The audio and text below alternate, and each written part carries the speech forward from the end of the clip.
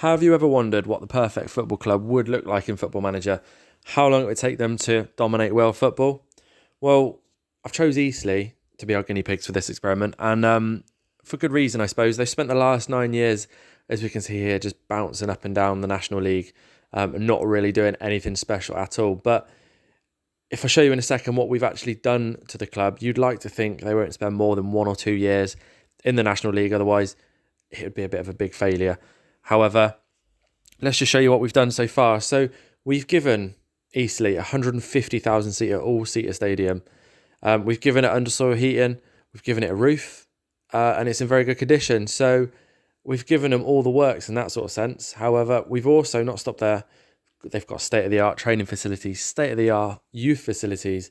They've got exceptional academy coaching and exceptional youth recruitment. So in terms of facilities, they are the perfect team. You cannot get any better than you see on screen right now. They are the pinnacle of just amazing facilities. But we haven't stopped there, of course.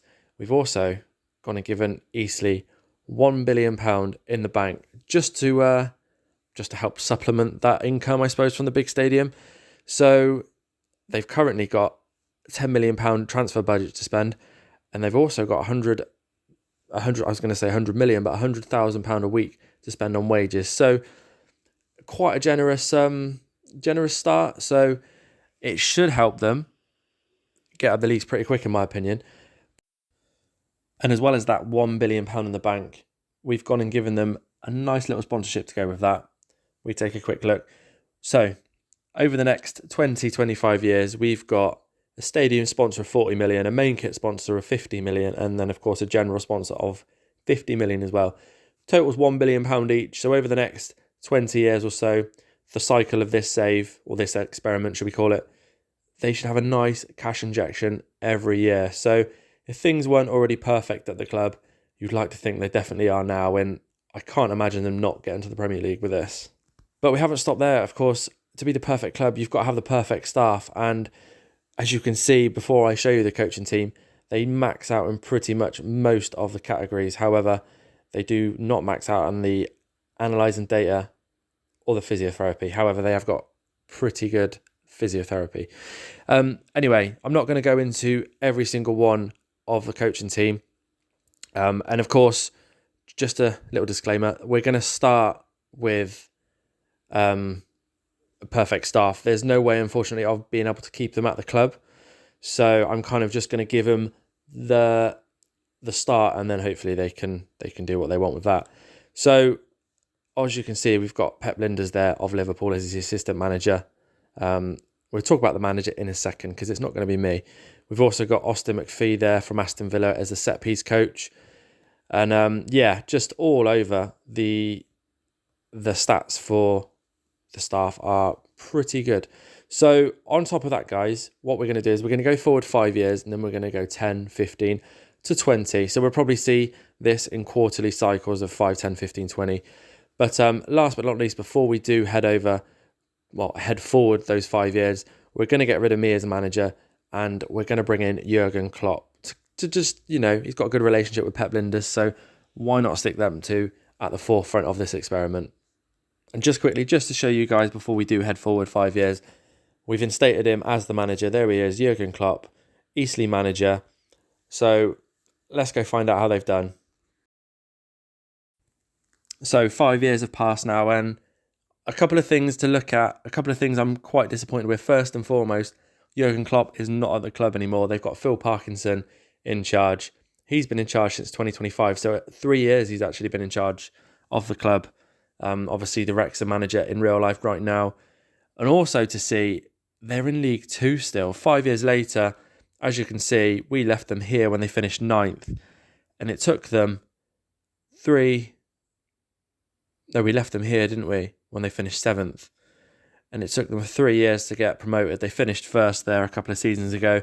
And then straight away, they've had a good season in League Two just gone. They finished 4th, which would make me think, of course, they've lost in the playoffs, but let's take a quick look on where, if they lost out in the final or the semi-final.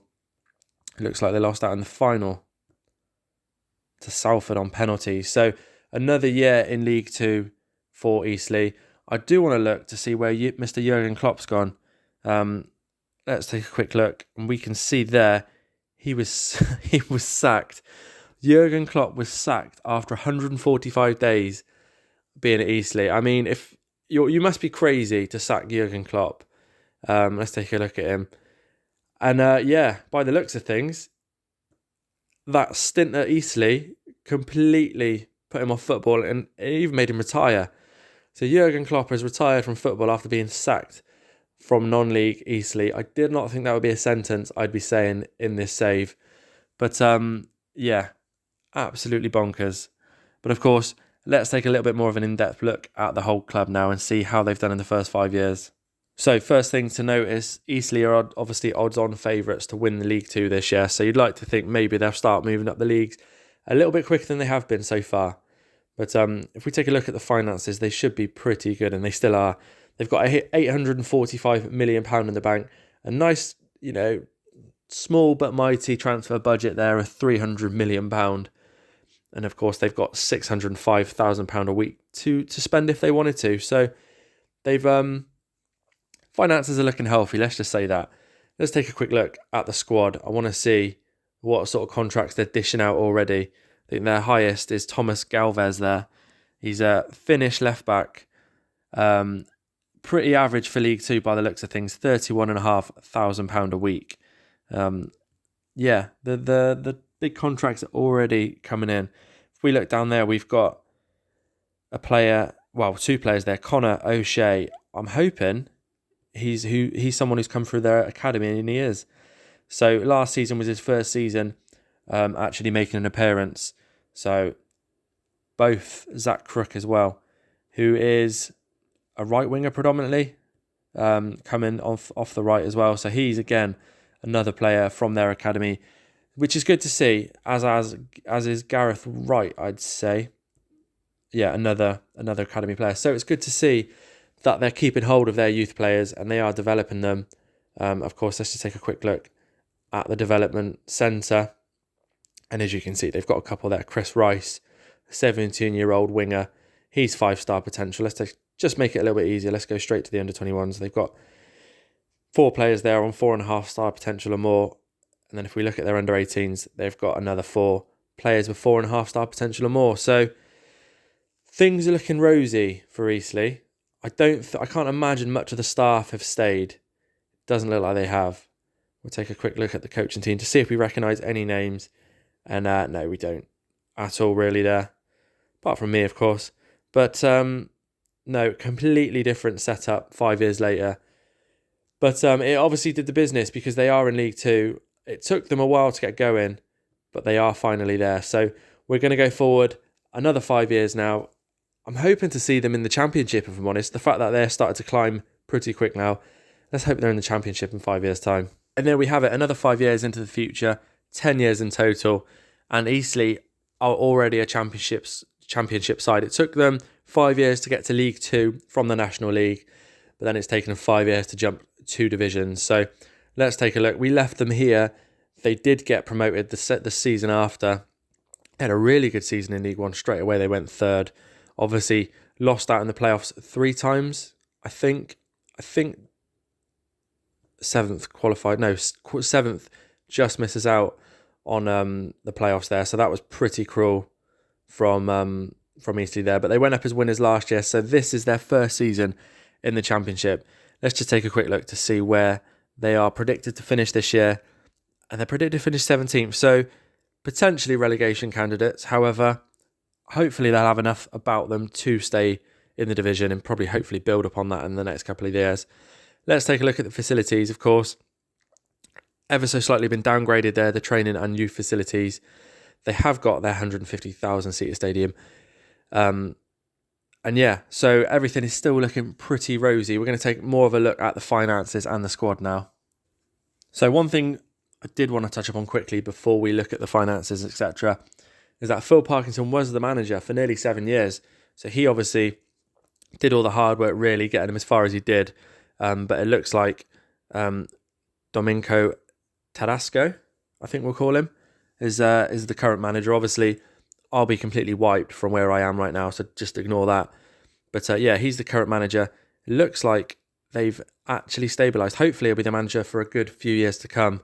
But we'll see, won't we? Of course, finances, they've got over £1 billion now. They got £1.1 billion in the bank. A transfer budget, 337 million. And then a wage. I mean, the wage budget's incredible. Look at that, nearly £6 million a week. They're not even spending $1 million of it so far. But it will be interesting. Of course, we've still got our sponsorships there. But it will be interesting to see what sort of contracts they are dishing out. 31,500 was the... I'm blown away by what I've just seen. It was the highest. But this man, Nigerian Frank Onyeka, who is leaving in one day, but as a League 2 player, and he was with him from League 1, he's played 3 seasons so far, he is on £235,000 a week. That's right, you did hear me correct. Nearly £100,000 more a week than the next best player. Absolutely crazy. I do want to know, there is one, I'm just sort of seeing how many of the youth players they've still got in the team. They've got quite a few come through, which is quite nice to see. There's Chris White. We did see him in the last episode on the development centre. He's come through. It looks like he's playing close to potential as a championship player there. But I would like to see if... I'm kind of lost to see who their best player is. Let's take a look. Conor O'Shea, there he is, the goalkeeper that has been through with the team since the youth academy. So it's nice to see that they're bringing them through. We'll take a look, see who else they've got coming through. Let's take a first look at the under-21s. You see Dale Hughes is another goalkeeper that seems to be coming through. They've got a nice conveyor belt full of 5-star potentials, 4.5-star potential players coming through. So hopefully that will definitely help them in the long run. One thing we didn't look upon after 5 years, I didn't really want to touch upon it because they were still in League 2. In the likelihood of them spending much money wasn't going to happen. But it'd be just nice to see if they've actually spent any money. You see there, they've got rid of Callum Jones to Luton, who I imagine is a youth player. Or, no, he wasn't. It was just someone they signed out of the blue in League 1. But let's take a look and see if they've actually spent any money. They've still spent a lot of time and effort on free transfers. I think that was a signing there, Callum Jones. Is that the one they signed? They just sold? It's not, is it? It is. Yeah, very strange. But 7.25 million there. They've not really hit the big money yet. A couple of million here and there, but they haven't spent loads and loads of money as of yet. So, of course, that's all to be said about 10 years. Of course, we've got to go another 5 years into the future now. I would like to think they've either pushing towards the top of the Championship or they've made that jump into the Premier League. But let's go find out together. So I can confirm 15 years into the future, with all that finance, all of that financial backing, all of the top facilities, they finally made it to the Premier League. Just to take a quick look what's happened over the last 5 years.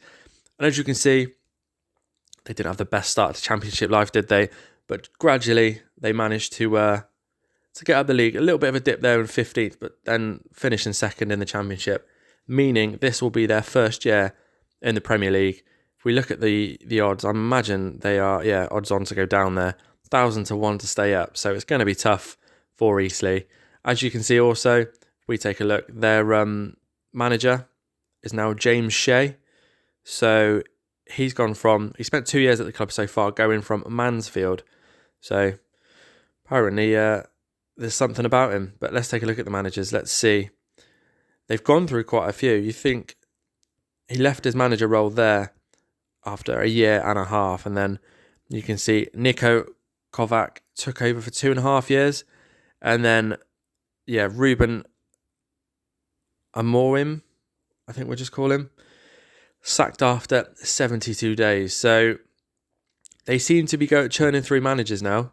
So, that's in total, if you take me out of the way, that's 1, 2, 3, 4, 5, 6. They're on their 7th manager in 15 years. So they don't last very long, but we're going to go and have a look at their finances now and have a good proper look at the team. So it's nice to be able to say it looks like they've upgraded their training facilities to excellent again. Or is it the other way around, or superb? I'm not sure if it's dropped. But they're still in the same stadium. Interestingly, though, they have future stadium plans. So they're in the planning permission stage for a 190,000 seater stadium, which is crazy. I'm assuming they've just got so much money they don't know what to do with it.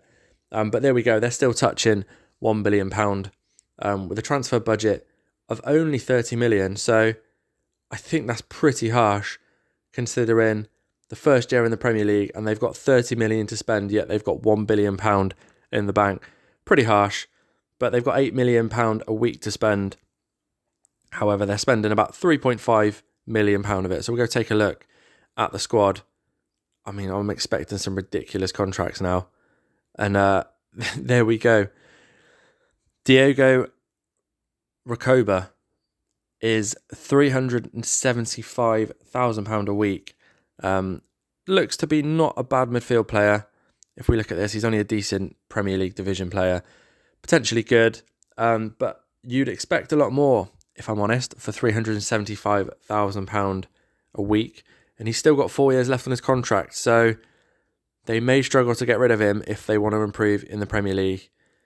But of course, they've got many, many players now, over 200,000 a week. So that could hinder them. It really could, trying to get rid of those players as they want to jump up the Premier League table. No one really stand out. Of course, we've got Alfie Harding and Paul Migor. I'm probably saying these names completely wrong. But they're 4.5-star potential ability players still. One's on 220,000 a week, and one's on quite a modest 26,500 a week. So, yeah, I think the contracts are going to be all over the place for a few years to come. But if we take a look in the development squad, probably the biggest one, the standout player so far is Freddie Guthrie there. 5-star potential ability. He's spent a couple of years already in the youth ranks, so you'd like to think he's going to make the step up soon. He's 21 years old, so he's not got that much longer left really without the game time. However, they've got a couple of players there still, and they've got a couple of players, more than a couple of players in the under-18. So still got a lot of potential left in this squad. Just wanted to see, Conor O'Shea is still the captain of the team. He's been with Eastleigh, must be over 10 years now, 10, 12. Quick maths, about 14 years. So I'm sure he's going to go down in history as one of their best players. But that is kind of it for the 15 years. Let's take a quick look at the coaching team. As you can see, the ones they're long gone. The staff we gave them are completely long gone. They could do with a bit of work on their physio.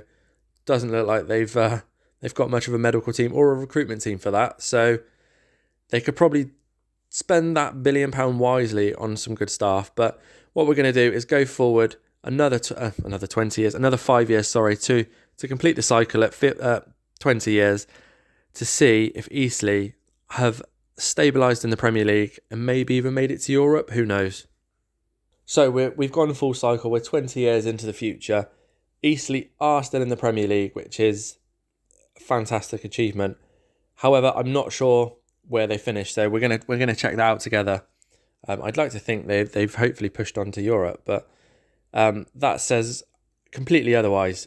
So we left them here, didn't we? When they got promoted, they finished 17th. They got relegated there, second from bottom. They bounced straight back up in first place, and they've been teetering on the edge of relegation is probably the best way to describe that. But they are back in the Premier League, and let's take a look. They are again 19th in the league. I've predicted to go down at 900 to 1. So it doesn't look like they can make that jump up really to mid-table safety sort of thing. But we're going to take a look at the managers first. As you can see, let's take out the caretaker managers. They've had only 2 managers since we were last with them. They had James O'Shea there, who left. Who did he leave to go to? He left to go to Everton. And that obviously didn't work out for him because he's been at 3 clubs since. And he's at Grimsby now. And Grimsby are a League One team, so he's really dropped off big time. But Matt Gray, he was sacked. And now they're with Anton Semenyo, I think.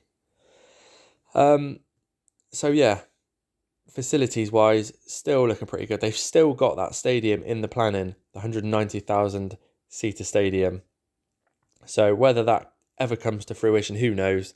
But what we're going to do now is take another look at their finances, another look at the big squad, and have a look at those god-awful contracts.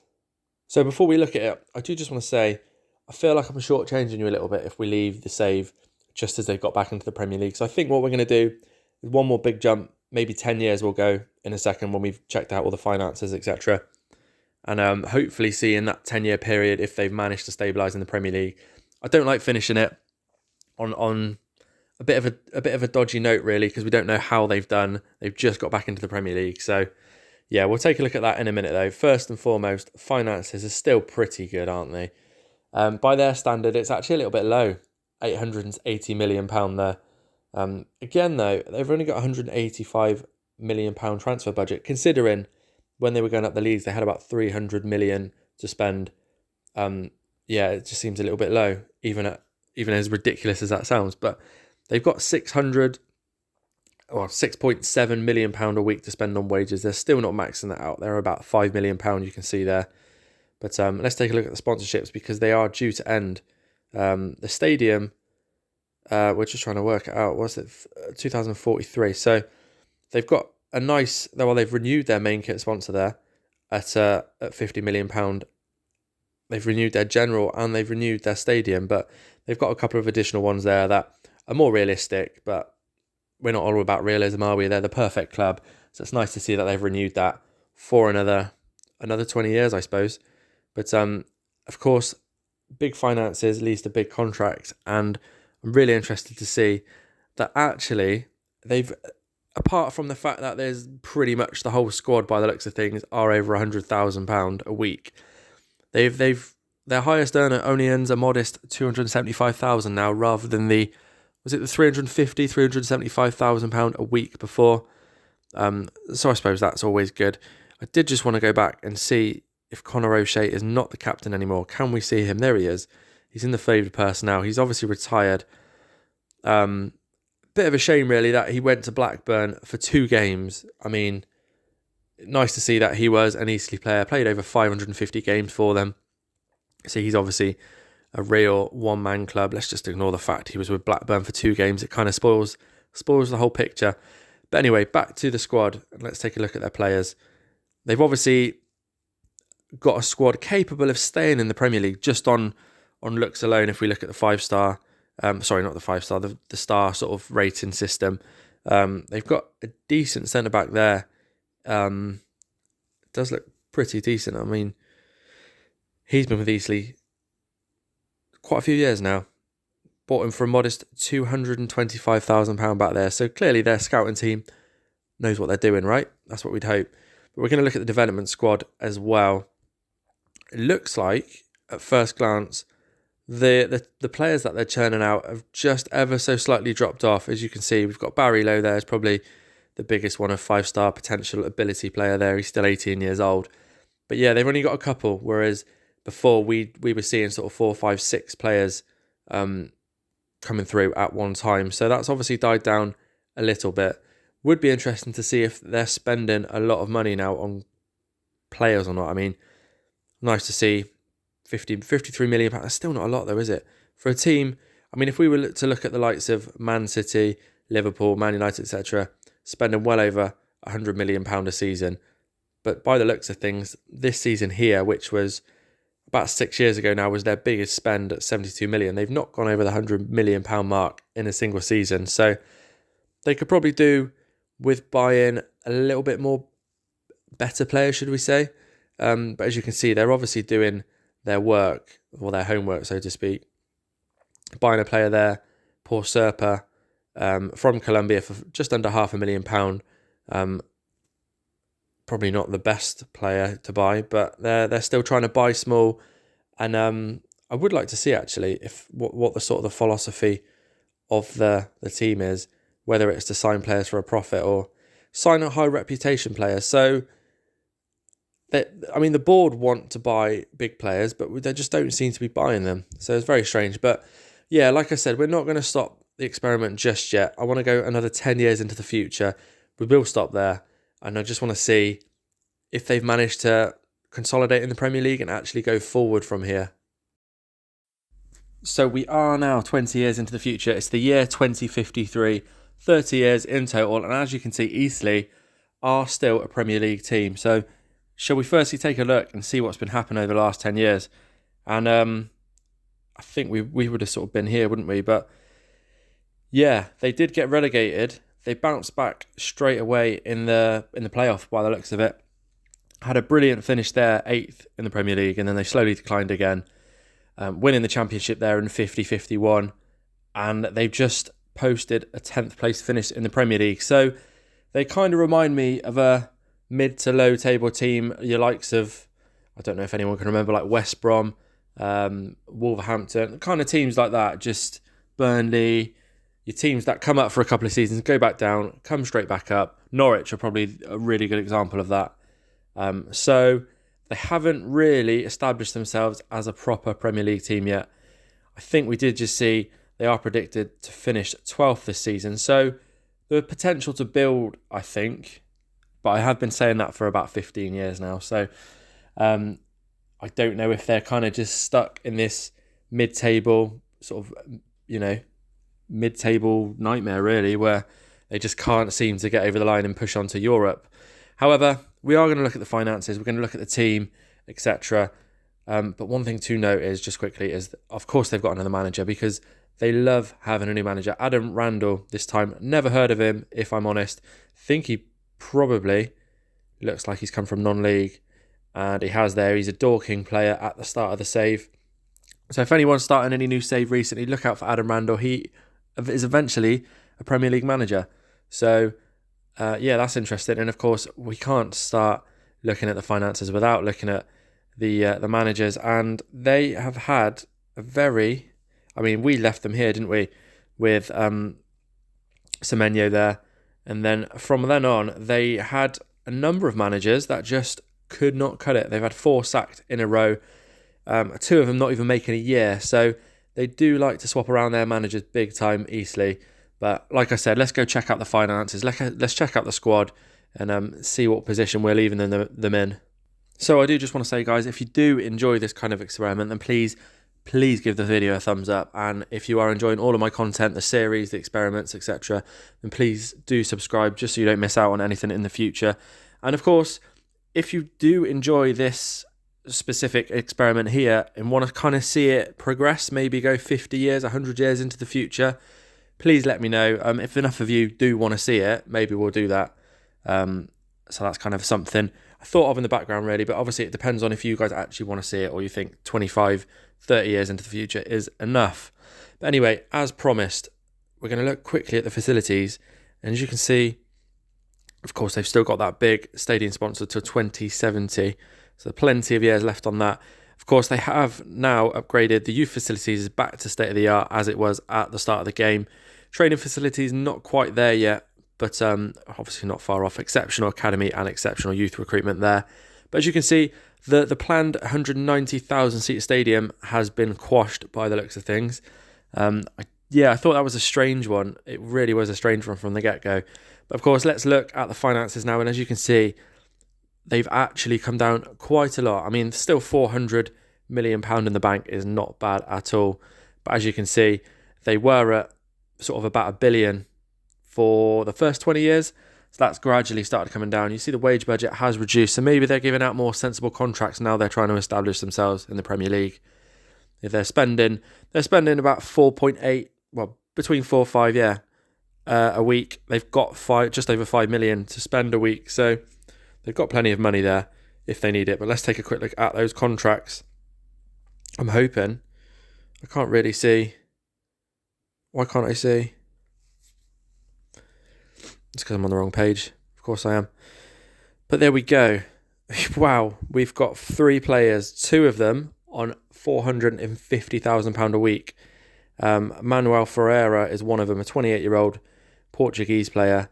He is valued at between 80 and 90 million. Good Premier League player there. So they did manage to pick him up quite a few seasons ago now. So he is a regular in the team. Does seem to be playing predominantly most of the Premier League games. He's got some good numbers there actually for the last 2 seasons, considering I say considering he's a midfielder, he's not. He's a striker. He can play defensive midfielder, strangely. But yeah, he's definitely got some good attributes there. His dribbling, finishing, and first touch, all 17 and above. We've also got Kajic, we call him. Is a 30-year-old Bosnian. Again, he's a midfielder, but all of them have been with Eastleigh quite a long time now. So it is interesting to see just who their best player is. And it looks to be Quaranta. Good God, I might have to try and edit that out. He seems to be their best player. He's on 425 a week as well. A star player for the Premier League team. Average rating, very good. Numbers-wise, pretty good on the assists. 10 assists in both back-to-back seasons. Strangely, he's had pretty much exactly the same numbers there for 2 seasons on the bounce. So very strange to see that. But of course, it does not look like we have many youth players coming through. I'm just sort of having a quick look. We will go to the development centre and see. Danny Widowson is a 2-star current ability, 3-star potential. He doesn't look anything good about him like that, really. In the under 18s, have we got anyone? Not really. So they are struggling, although they've got the facilities there, they seem to be struggling to pull through the youth players. It could be something to do with the head of youth recruitment. Let's have a quick look at him. Could be absolutely dire, couldn't he? Yeah, he's not brilliant, is he? For a head of the youth development, he's not fantastic at all. He's been there for just over 2 seasons. But yeah, I wouldn't pick him myself, put it that way. So as you can see, they're a team that we don't really know. We can't really put a label on them, can we?